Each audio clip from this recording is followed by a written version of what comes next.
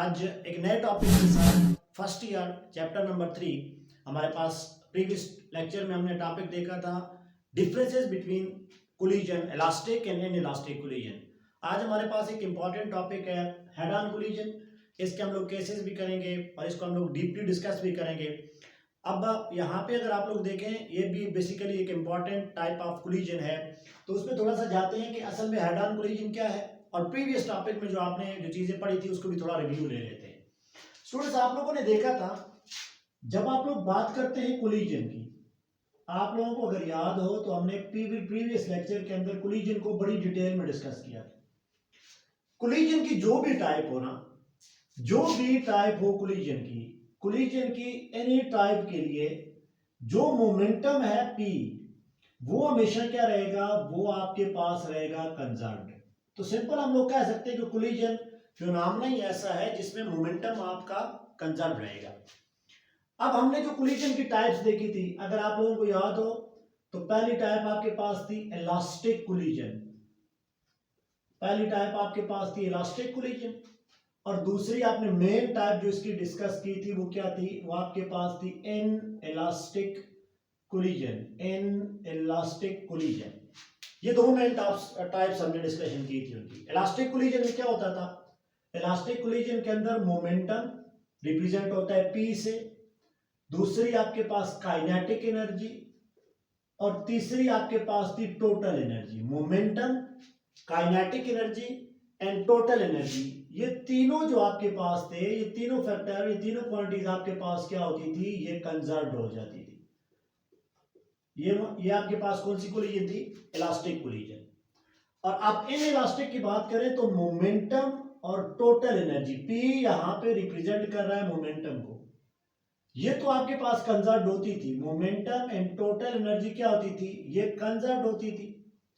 लेकिन अगर आप लोग बात करते थे काइनेटिक एनर्जी की, तो इन इलास्टिक कोलिजन के अंदर काइनेटिक एनर्जी कंजर्व्ड नहीं होती थी, नॉट कंजर्व्ड। ये तो हमने डिस्कशन की थी ना। There are two types of kinetic, there are two types of collision on the basis of kinetic energy conservation. If kinetic energy is conserved, collision will be elastic collision.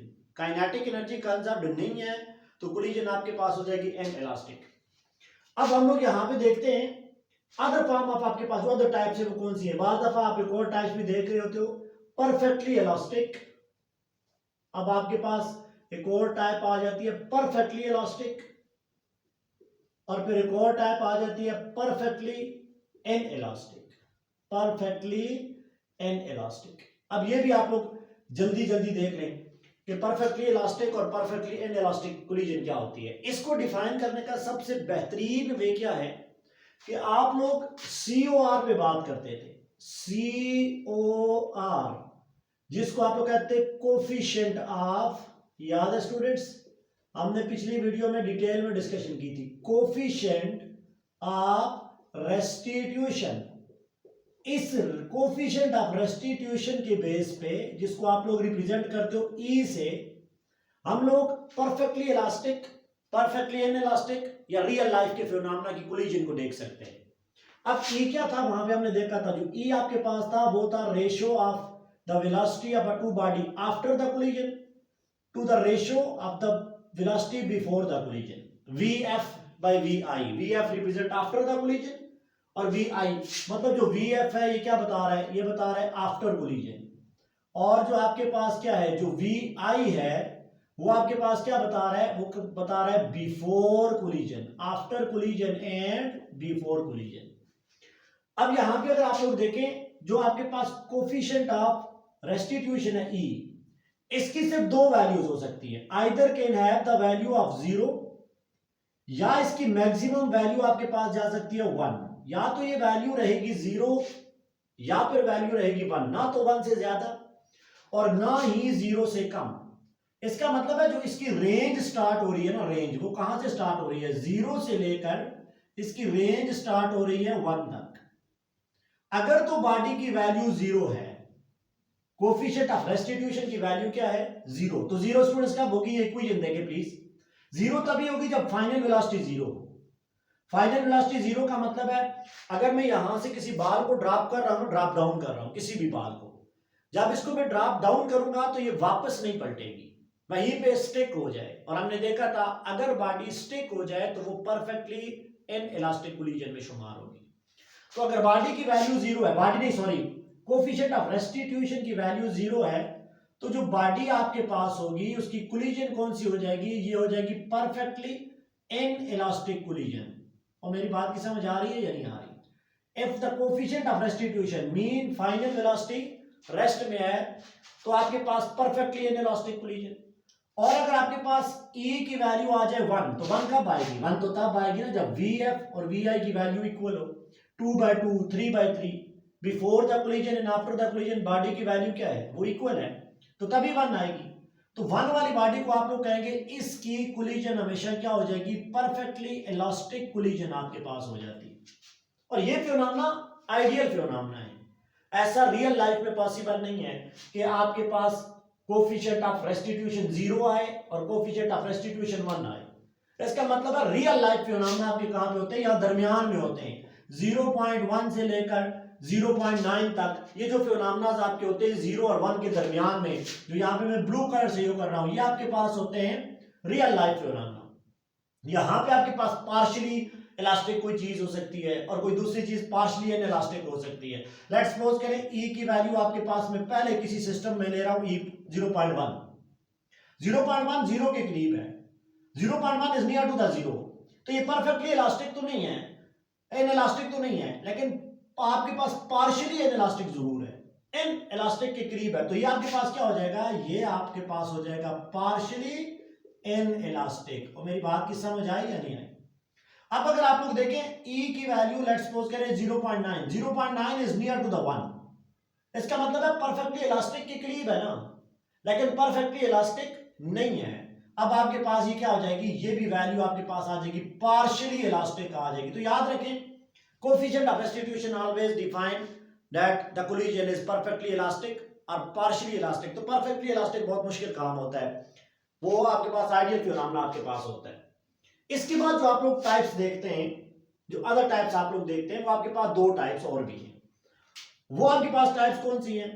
पहले अगर आप लोग यहाँ पे एक और टाइप्स देखें तो आपके पास होता है कोलिजन जो आपके पास होती है वो तो या तो होगी हेड ऑन, या फिर आपके पास कोलिजन हो जाएगी oblique collision.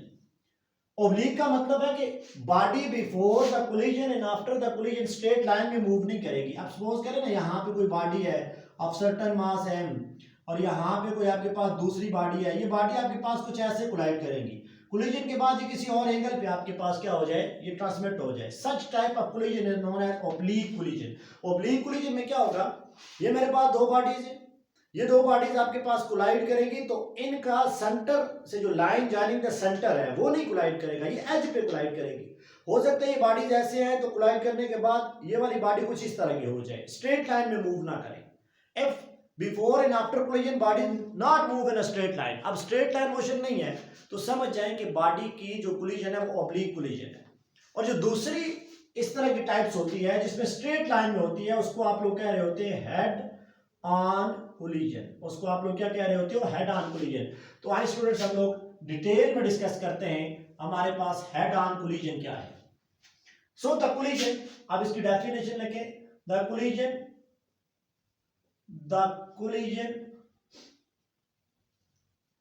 in which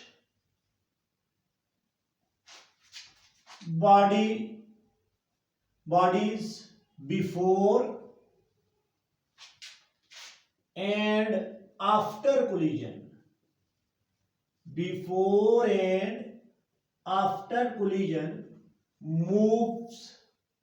move along straight line। और समझ आ रही है मेरी बात की या नहीं? Straight line before the collision और आफ्टर द कोलिजन बॉडी कैसे मूव करेगी, बॉडी स्ट्रेट लाइन में मूव करेगी। अच्छा स्ट्रेट लाइन में कैसे मूव करेगी, अब आपको पता है जो स्ट्रेट लाइन होती है, लट करें ये स्ट्रेट लाइन है, इस स्ट्रेट लाइन की दोनों एंड को मैं देखूं तो एंगल हो सकता है 0 डिग्री या एंगल आपके पास क्या हो सकता है 180 डिग्री। अब ये बॉडीज ऐसे कोलाइड करेंगी, ये जा रही है आगे बॉडी, पिछली वाली की वेलोसिटी ज्यादा है तो उसके साथ कोलाइड करेगी, तो कोलिजन के बाद भी स्ट्रेट लाइन, इन्होंने किसी एंगल पे वेरिएट नहीं होना। और अगर ये अपोजिट डायरेक्शन में तो कोलिजन के बाद उसी डायरेक्शन में ये रिपेल हो जाएंगी, वापस चली जाएंगी। सच type of the collision in which before and after the body move along the straight lines. That type of collision is known as head-on collision, या इसको कहते हो collision in one dimensional. याद रखें, head-on collision 1D होती है, one dimensional, only x axis आपका वहां पे फॉलो हो जाएगा। अब हम इसके लिए वैल्यूज को फाइंड आउट करते हैं। अब आप मेरे साथ रहें प्लीज। लेट करें हमारे पास कोई दो बॉडीज है, लेट करें आपके पास कोई बॉल है of certain mass m, ball का मास क्या है m, moving with the velocity v1, और यहां पे आपके पास एक और बॉल है, इसका मास आपके पास क्या है, इसका मास है m2, इसका मास m1 ले रहे हैं। It is moving in same direction as a v1 with the velocity क्या है, वेलोसिटी इसकी है v2। क्लियर है स्टूडेंट्स? ये दोनों बॉडीज एक दूसरे को अप्रोच कर रही है, ये आगे जा रही है और ये पीछे उसको पहुंच रही है। अब सबसे पहले आपने जो चीज देखनी है कि हमने कोलिजन करवानी है ना, तो कोलिजन तभी होगी जब ये वाली वेलोसिटी इससे ग्रेटर होगी। जाहिर बात है ये पीछे से पहुंचेगी तभी तो कोलिजन हो सकती है ना, अदरवाइज कोलिजन तो नहीं होगी। तो आप लोग यहाँ पे क्या अज्यूम करें, v1 जो है वो ग्रेटर है as compare to the v2। अब ये v2 से v1 ग्रेटर है तो पीछे से जाकर उसको हिट कर देगी। अब हिट करने के बाद अगर दोनों स्ट्रेट लाइन में मूव कर रही हैं तो that type of collision is known as head on collision. तो ये जो सिनारियो है ये कहां पे है, ये सिनारियो है आपका बिफोर कोलिजन का। ये सिनारियो कहां पे आ गया, ये बिफोर कोलिजन आ गया। अब ड्यूरिंग कोलिजन क्या होता है, ड्यूरिंग कोलिजन में आप दोनों की बना, अब जब ये दोनों बॉडीज कोलाइड करेंगे ना, ये जाकर उसको टच करेगी, तो लेट करें यही आपके पास बॉडी है कोई m1 और ये टच हो रही है, दूसरी बॉडी कौन सी है, दूसरी बॉडी है m2, इसके साथ क्या हो रही है, टच हो रही है। अब बात दफा ये होता है कि ये जब कोलाइड करेंगी तो इनके दरमियान कोई डिफॉर्मेशन प्रोड्यूस हो जाएगी, कुछ एक जो है वो थोड़ी सी डिफॉर्म हो जाएगी, लेकिन कोलिजन के बाद स्टिक टुगेदर नहीं होगी, ये रीबाउंस हो जाएगी। मतलब ये बॉडी हो सकता है यहां पे क्या हो, डिफॉर्म हो जाए। इलास्टिक कोलिजन है, परफेक्टली इलास्टिक, तो डिफॉर्मेशन क्या हो जाएगी, ये आपके पास टेम्पोररी होगी, और टेम्पोररी डिफॉर्मेशन के बाद बॉडीज फिर एक दूसरे को दूर करेंगी और स्ट्रेट लाइन में मूव कर देंगे। तो perfectly head on collision, perfectly elastic collision हम लोग बात कर रहे हैं। अगर ऐसी बात है तो परफेक्टली एज्यूम हम लोग कर रहे हैं परफेक्टली इलास्टिक कोलिजन है। तो ये वाला सिनारियो आपके पास कब है, ये वाला तो है ड्यूरिंग कोलिजन। यहां पे क्या हो रही है, बॉडी अभी कोलाइड कर रही है ड्यूरिंग कोलिजन। अब कोलिजन के बाद क्या होगा, लेट ये पहली बॉडी है, ये बॉडी आपके पास हेड ऑन कोलिजन है, तो हेड ऑन कोलिजन में बॉडी का मास वही रहेगा, इलास्टिक कोलिजन है, चेंज नहीं होगा, m1 रहेगा। Let this body moving in a straight line but this time the velocity is change, v1 बार आ गई है। और जो दूसरी बॉडी है m2, उसका मास तो उतना ही है, m2 ही उसका मास है, and it is moving along the straight line with the velocity v2 बार। बस ये कोलिजन आपकी कौन सी है, head on collision. Before and after collision, देखें ना यार, before and after collision body move in a straight line. अब अगर आप लोग देखें तो कोलिजन हमने कौन सा कहा है, डिफॉर्मेशन इज टेम्पररी, तो टेम्पररी डिफॉर्मेशन में इलास्टिक कोलिजन होती है। As the collision here is elastic, collision क्या है, ये कोलिजन आपके पास कौन सी है, ये कोलिजन आपके पास है इलास्टिक कोलिजन। तो इलास्टिक कोलिजन में मोमेंटम के साथ साथ काइनेटिक एनर्जी भी क्या होती है, कंजर्व होती है। सो हियर आपके पास क्या हो जाएगा, देखें please, here momentum initial will be equal to momentum final, momentum conserve है, before the collision is equal to after the collision. अगर मैं यहां पे इसको सॉल्व करूं और आपको वैल्यू निकाल के बता दूं, बिफोर कोलिजन दोनों बॉडीज का मोमेंटम क्या होगा, देखें ये हो जाएगा m1 v1, इस बॉडी का कोलिजन मोमेंटम सॉरी प्लस इसका momentum m2 v2 will be equal to, final momentum होगा इन दो बॉडीज का आफ्टर कोलिजन। ये वाला सिनारियो है आफ्टर कोलिजन का, यहां पे लिख रहे आफ्टर कोलिजन का ये सिनारियो है। तो वैल्यू क्या बन रही है, m1 मास तो वही है but the velocity is v1 bar, plus क्या हो रहा है, प्लस हो रहा है m2 into v2 बार। अब आप लोग ऐसा करें, मैं सिंप्लीफाई करने के लिए आपको तरीका बता रहा हूं, आप ये बार बार वालों को एक साइड पे रख लें, इसको उठा के तो लेके चले जाए, तो वैल्यू क्या बनेगी, वैल्यू बनेगी m1 v1, इसको उठा के तो लेके आए minus m1 v1 bar equal to m2 v2 bar अपनी जगह है, प्लस m2 v2। इन दोनों में अगर आप लोग देखें तो m1 आपके पास क्या है, m1 आपके पास कॉमन है, तो ये वैल्यू आ जाएगी v1 माइनस v1 बार, और ये वैल्यू क्या हो जाएगी, m2 कॉमन है, तो वैल्यू हो जाएगी v2 बार माइनस क्या हो जाएगा v2। Let this equation is equation number A. आपने मोमेंटम से वैल्यू को क्या कर दिया, फाइंड कर दिया। मोमेंटम से वैल्यू क्या कर दिया, फाइंड कर दिया। अब हम लोग देखेंगे कोलिजन इलास्टिक है। सिमिलरली कोलिजन अगर इलास्टिक है तो अब आपके पास क्या हो जाएगा, if the collision is elastic collision, तो आपके पास जो काइनेटिक एनर्जी इनिशियल है वो किसके बराबर है, काइनेटिक एनर्जी फाइनल की। Kinetic energy initial will be equal to kinetic energy final. आप लोग देखें तो काइनेटिक एनर्जी इनिशियल क्या होगी, इस बॉडी की ये हो जाएगी हाफ m1 v1 स्क्वायर। अब इस बॉडी की प्लस करें, plus half m2 v2 square. After the collision इन बॉडीज की kinetic energy half m1 v1 bar का square plus half m2 v2 बार का स्क्वायर। वही चीज आपने जो वहां पे की, बार बार वालों को उठा के इधर लेके आ जाए, इसको उठा के इधर लेके आ जाए, और कॉमन आप पे क्या बनेगा, हाफ। अगर आप लोग इसको लेके आ जाए तो ये बनेगा m1 v1 bar square minus half m1 v1 bar का स्क्वायर। ये अपनी जगह पे है तो है half m2 v2 bar square minus half m2 v2 का स्क्वायर। तो यहाँ पे कॉमन आपके पास क्या है, हाफ कॉमन है और m1 भी कॉमन है, तो वैल्यू क्या आ जाएगी, v1 square minus v1 bar का स्क्वायर। क्लियर हो रहा है स्टूडेंट्स, ये सिंपल सिंपल कैलकुलेशन है।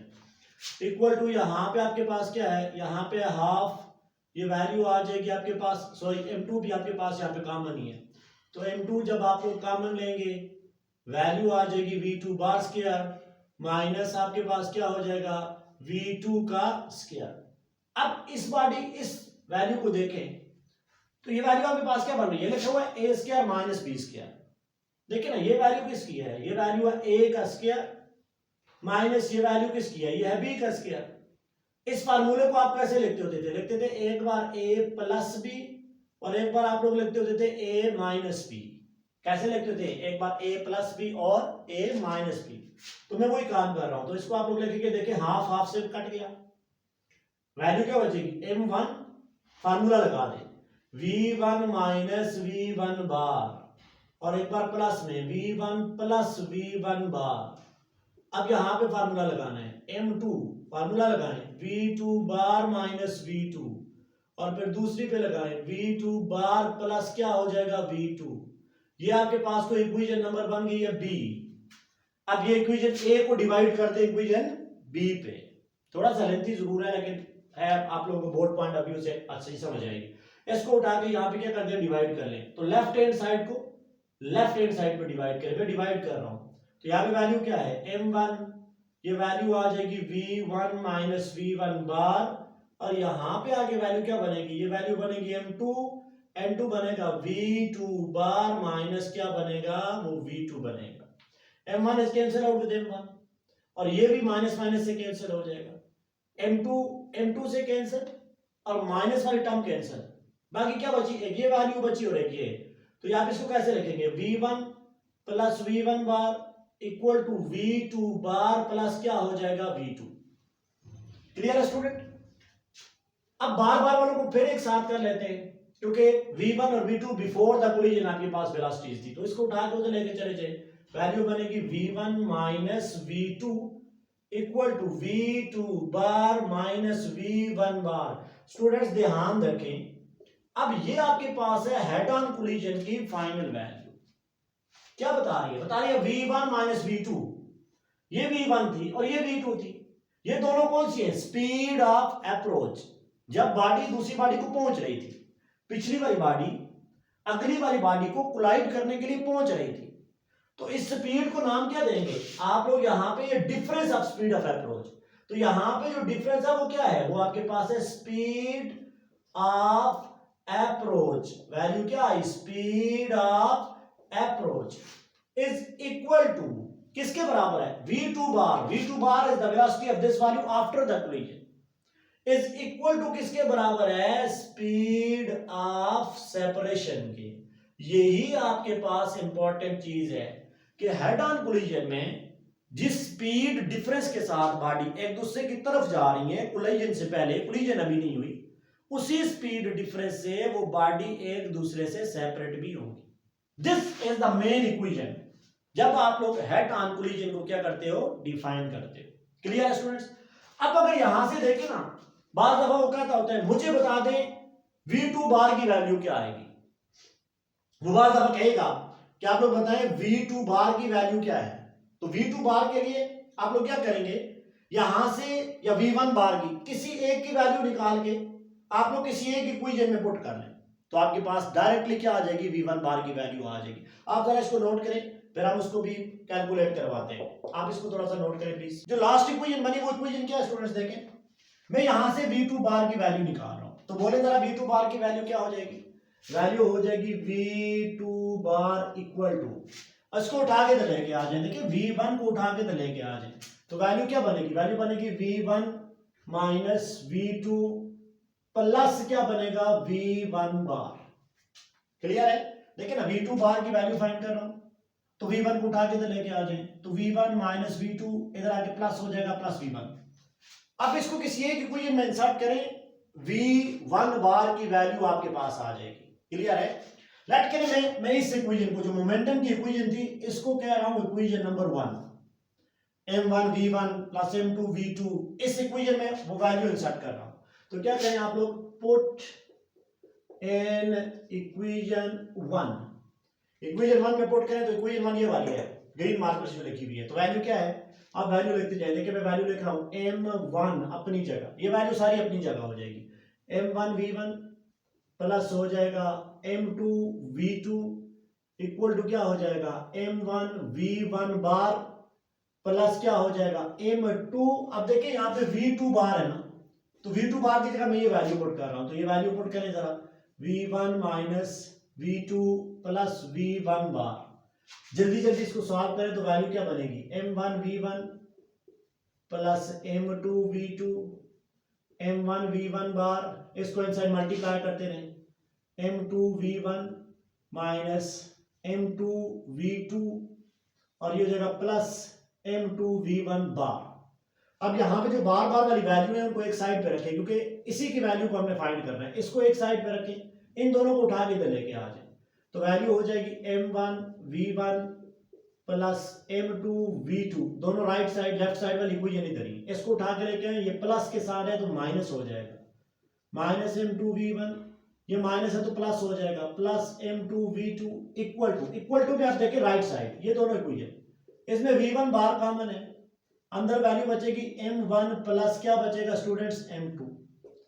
यहां पे अगर आप लोग देखें ये m1 v1 और यहां पे अगर आप लोग देखें यहां पे वैल्यू है m2 v1, इन दोनों वैल्यू में से कॉमन क्या है, v1 कॉमन है, तो मैं ले रहा हूं v1 और अंदर क्या बचेगा, अंदर बचेगा m1 माइनस m2, ये दोनों कॉमन लेके मैंने सॉल्व कर ली।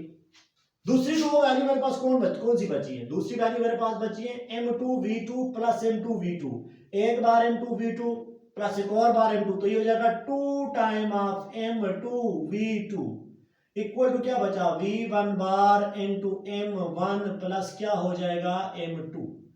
अब अगर यहां से v1 बार की वैल्यू लिखे तो क्या आ जाएगी, v1 bar equal to, value लिखे जरा, v1 बार इक्वल टू, ये दोनों के साथ आके डिवाइड हो जाएगा, तो ये हो जाएगा v1 into m1 minus m2 divided by क्या हो जाएगा m1 plus m2 plus 2 time of m2 v2 और डिवीजन में क्या आ जाएगा m1 plus m2। This is the value of the speed of separation of the first body. v1 बार हमने क्या कर दिया, फाइंड कर दिया। इसी तरीके से अगर आप लोग यहां से v1 की वैल्यू निकालें तो यहां पे v2 आ जाएगी, लेकिन निकालने की जरूरत नहीं है, जहां जहां 1 है वहां 2 कर दें। सिमिलरली जहां जहां 1 है वहां 2 कर लें, तो v1 बार की जगह क्या हो जाएगा v2 bar equal to v1 की जगह क्या हो जाएगा, ये हो जाएगा v2 और m1 माइनस m2 की जगह क्या हो जाएगा m2 माइनस m1 और नीचे प्लस है तो ऐसे ही लिख लें m1 प्लस m2, इसकी पोजीशन चेंज करने से कोई फर्क नहीं पड़ने वाला, प्लस 2 टाइम ऑफ ये m2 है तो यहां पे क्या हो जाएगा m1 और ये v2 है तो यहां पे क्या हो जाएगा, ये हो जाएगा v1 और आपके पास क्या हो जाएगा m1 प्लस क्या हो जाएगा m2। This is the velocity, और ये कौन सी वेलोसिटी है, velocity of separation of the second bar. तो स्टूडेंट्स बार दफा वो यहां से भी पूछता होता है आपने देखा कि हमने ये वैल्यू फाइंड, और सबसे इंपॉर्टेंट जो वैल्यू है वो यही है। इसके डिफरेंट केसेस भी इंशाल्लाह नेक्स्ट वीडियो में हम लोग करेंगे। जो इसके केसेस है उस पर भी हम लोग डिटेल में डिस्कशन करेंगे कि आपके पास वो केसेस कैसे हो सकते हैं। लेकिन इंपॉर्टेंट टॉपिक इज, आपने इसको याद करना है। तो देखिए यहाँ पे V1 है तो पहला फैक्टर V1 ही हो जाएगा। M1 minus M2, difference of masses of M1 minus M2, M1 minus M2, और नीचे डिनोमिनेटर में तो हमेशा प्लस है। अब अगला जो फैक्टर है वो 2 के साथ होगा, प्लस 2 टाइम ये वेलोसिटी अगर V1 है तो मास M2 हो जाएगा, वेलोसिटी अगर V1 है तो वेलोसिटी भी V2 हो जाएगी। और अगर ये फाइंड आउट हो गई तो यहाँ पे आपने सिर्फ 1 की जगह 2 कर लेना है, आपके पास स्पीड ऑफ सेपरेशन भी फाइंड आउट हो गई। ये आपके पास बेसिक टॉपिक था हेड ऑन कोलिजन का, जिसमें हमने देखा कि दोनों bodies before and after collision आपके पास स्ट्रेट लाइन में मूव हो रही हैं। उम्मीद है आपको ये कैलकुलेशन थोड़ी सी लेंथी जरूर है, लेकिन आप थोड़ा सा प्रैक्टिस करें, इसको अच्छे तरीके से आप लोग कर लें, आपसे भी हो जाएगा। Thank you, Allah Hafiz.